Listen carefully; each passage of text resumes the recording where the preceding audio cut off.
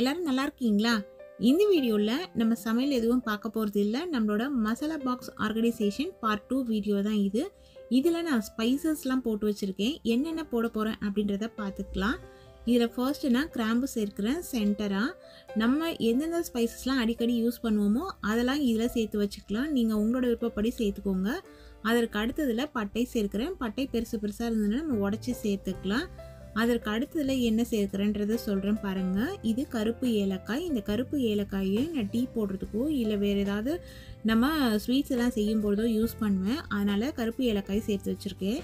இது மராட்டி மொக்கு. இந்த கண்டெய்னர்ஸ் எல்லாமே ஒன்று 100 கிராம் பத்தும். ஆனால் இந்த ஸ்பைசஸ்லாம் நீளமாக இருக்குது அப்படின்றதுனால 100 கிராம் அளவு இதில் பத்தாது. அதுக்கு அடுத்தது கல்பாசி. கல்பாசியும் நம்ம பிரியாணி, பிரிஞ்சி இல்லை குருமா குழம்பு வேறு ஏதாவது வாசனைலாம் போட்டு தாளிக்கிற டிஷ்ஷஸ் நம்ம செய்கிறோம் அப்படின்னா அதுக்கு யூஸ் ஆகும். அதனால் கல்பாசி சேர்த்தாச்சு. இது ஸ்டார் ஆனிஸ், நட்சத்திர சோம்புன்னு சொல்லுவோம் இல்லைங்களா, அதுதான். அதை ஒரு கப்பில் சேர்த்து வச்சாச்சு. அதற்கு அடுத்தது இதில் நம்ம என்ன போடுறதுன்னு சொல்கிறேன் நான். இதில் பார்த்தீங்கன்னா நான் ஏலக்காய் வைக்கிறது இல்லை. ஏலக்காய் க்ரீன் கலரில் நம்ம வாங்குவோம் இல்லைங்களா, நம்மளோட ரெகுலர் ஏலக்காய், அது இதில் வச்சா கலர் மாறிடும். ஆனால் உங்களுக்கு காமிக்கிறேன். இது ஜாதி பத்திரி, ஜாதிக்காவோட பூ. இது இல்லாமல் நம்ம வீட்டில் நிறைய ஸ்பைசஸ் யூஸ் பண்ணுவோம். ஜாதிக்காய் யூஸ் பண்ணுவோம். அதற்கு அடுத்தது ஏலக்காய், இலை, இது போல் ஸ்பைசஸ் யூஸ் பண்ணுவோம். வெந்தயம் யூஸ் பண்ணுவோம். எல்லாமே எனக்கு இன்னொரு மசாலா பாக்ஸ் இருந்தால் கூட அதில் எல்லாமே சேர்த்து வச்சுருவேன். ஆனால் 2 மசாலா பாக்ஸ் தான் வச்சுருக்கேன். அதனால் இதில் இந்த ஸ்பைசஸ்லாம் வச்சுட்டு இது மேலே இலை வச்சுக்கலாம், ஏலக்காய் வச்சுக்கலாம்.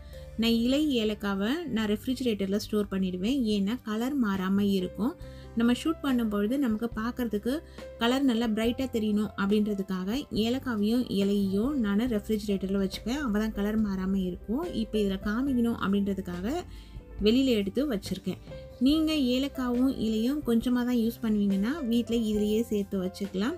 அது மட்டும் இல்லாமல் வேறு ஏதாவது ஸ்பைசஸ்லாம் நீங்கள் ரெகுலராக யூஸ் பண்ணுற மாதிரி இருந்ததுன்னா இதில் நீங்கள் யூஸ் பண்ணாத ஸ்பைசஸ் இருந்ததுன்னா மாற்றி நீங்கள் அரேஞ்ச் பண்ணிக்கலாம் ஃப்ரெண்ட்ஸ்.